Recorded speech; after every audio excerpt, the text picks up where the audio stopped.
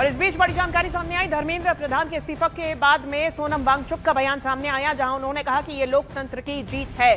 26 दिनों तक अनशन इसी मांग के लिए सोनम वांगचुक की तरफ से किया गया था और उनका पहला रिएक्शन, पहला बयान सामने आ चुका है। शिक्षा मंत्री धर्मेंद्र प्रधान के इस्तीफे के बाद में वांगचुक ने कहा कि ये लोकतंत्र की जीत है। सोनम वांगचुक का बयान सामने आया, जहां उन्होंने कहा कि ये लोकतंत्र की जीत है, ये शांति, धैर्य और दृढ़ता की जीत है। ये बयान बेहद महत्वपूर्ण और यही सीजेपी की तरफ से भी बयान सामने आया। लोकतंत्र की जीत है और इस लोकतंत्र में सरकार की तरफ से इन छात्रों की सुनी गई, मानी गई और नैतिकता के आधार पर इस्तीफा भी सामने आ गया। सबसे बड़ी जो मांग थी, हमारे साथ में लगातार मेहमान भी बने हुए हैं अनंत जी, सबसे बड़ी जो मांग थी, सरकार एक्सेसिबिलिटी रखती है, सुनती है, जिम्मेदारी रखती है और उसी के तहत काम करती है। बार बार ये संदेश दिया जा रहा था और अब एक्शन भी लिया गया।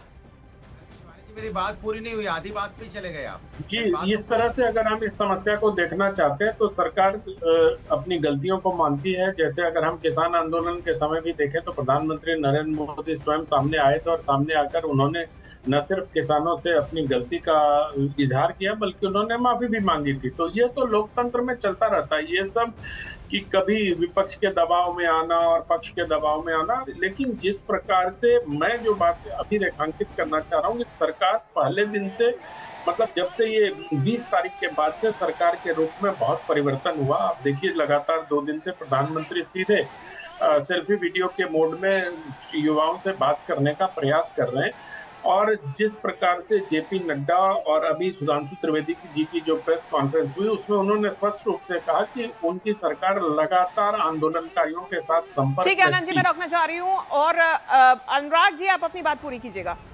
ये सवाल ये है कि अनंत विजय जी आज बहकी बहकी बातें कर रहे हैं। वो विपक्ष को दोषी अभी भी ठहरा रहे हैं। उनके दिमाग, उनके सर, उनके आंख पे बीजेपी का चश्मा चढ़ा हुआ है। ये साफ साफ नहीं बोल पा रहे हैं कि सरकार की नाकामी की वजह से, सरकार की गलती की वजह से बच्चे धरने पे बैठे, किसी बच्चों की आंख गई, किसी का सर फटा, किसी की हाथ टूटे, किसी की टांगे टूटी, किसी कपड़े नुचे, किसी बच्ची का सम्मान अगर जाता है, उसके कपड़े फटते तो कैसा लगता है? तमाम मुद्दों के लिए बातचीत का अभी भी दौर जारी है, अभी दोबारा बातचीत होगी। और इस बीच अभिजीत दीपके की तरफ से क्या कहा गया है जंतर मंतर साइट पे, वो हम सुनाते हैं दर्शकों को। इस सरकार में इस्तीफे नहीं होते। क्या कहते थे? इस सरकार में इस्तीफे नहीं होते। हम कहना चाहते, झुकती है दुनिया, झुकाने वाला चाहिए। और ये इस्तीफा गवाह इस बात का, अगर आप लोग डरेंगे नहीं, अगर आप लोग इस सरकार के सामने झुकेंगे नहीं, तो अच्छे के इस्तीफे ले सकते हैं हम। तो डरना नहीं है, डरना नहीं है। डेमोक्रेसी है। अगर डेमोक्रेसी में बोलने से डर लगने लगे तो कैसी डेमोक्रेसी है? जब डरना नहीं है, अगर अपनी आवाज उठाओगे तभी ये लोग लाइन में रहेंगे और इन्हें लाइन में रखना जरूरी है। इन्हें लाइन में रखना जरूरी है क्योंकि ये जो आज खुद को बादशाह समझ बैठे हैं ना, ये हमारी वजह से बैठे हुए हैं। और इस्तीफा हो गया है लेकिन हमारी 2 और मांगे, 2 और मांगे। ऐसे ही नहीं जाएंगे। नीचे उतरो, नीचे उतरो। ऐसे ही नहीं जाएंगे। कॉकरोच है, एक बार घुसता है तो निकलता नहीं है कॉकरोच।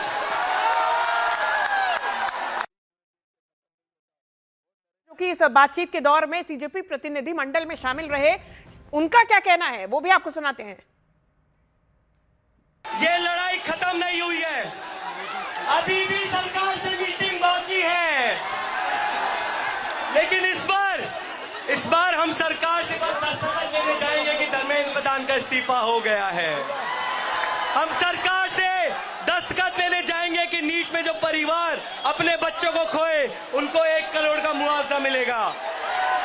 हम सरकार से दस्तखत लेने जाएंगे कि 20 जुलाई को और उसके पहले जितने भी हमारे साथी हैं उन पे किसी भी प्रकार की कोई कानूनी कार्रवाई नहीं होगी।